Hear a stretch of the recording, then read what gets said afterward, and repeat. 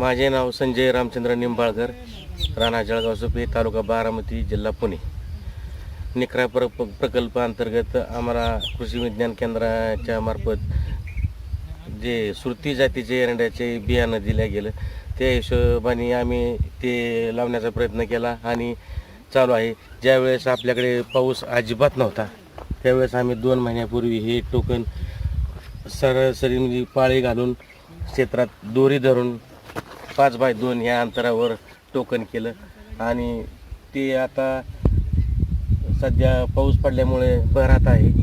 त्याच्यापासून थोडंसं उत्पन्नाची बाजू आहे की कृषी विज्ञान केंद्राचे अधिकारी वर्ग किंवा साहेब लोक येतात, हे सर्व मार्गदर्शन करतात आणि चांगल्यापैकी उत्पन्न मिळेल अशी आशा आहे।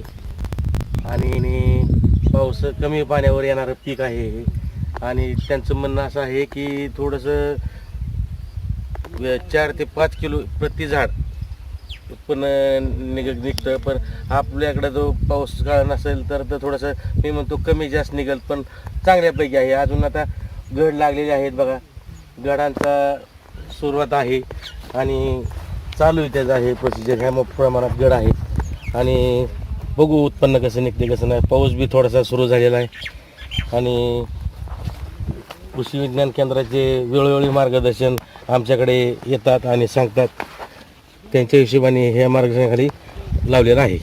इतरांनी पण याचा बोध घ्यावा आणि थोडंसं कमी पाण्यावर येणारं पीक आहे हे पीक एकदा असं लावा आणि बघा, बाजरीपेक्षा आणि बाकीच्या पिकापेक्षा हे जास्त फायद्याचं आहे असं मला तरी वाटतं।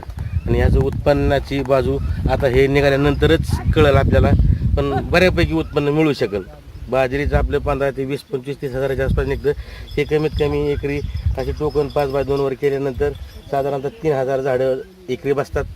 साधारण 1 किलो जरी झाडाला एरंडी पकडली तर किंवा अर्धा किलो जरी पकडली तरी 10-15 क्विंटल एरंडी निघते।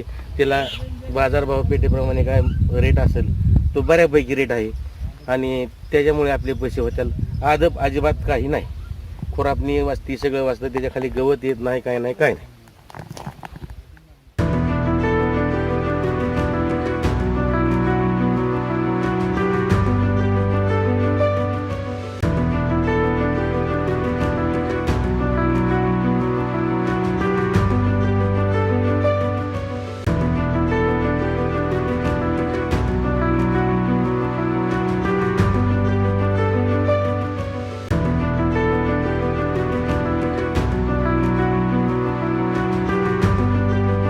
शेतीमधील आधुनिक तंत्रज्ञानाची माहिती घेण्यासाठी KVK बारामती या YouTube चॅनलला सबस्क्राईब करा, लाईक करा आणि शेअर करा।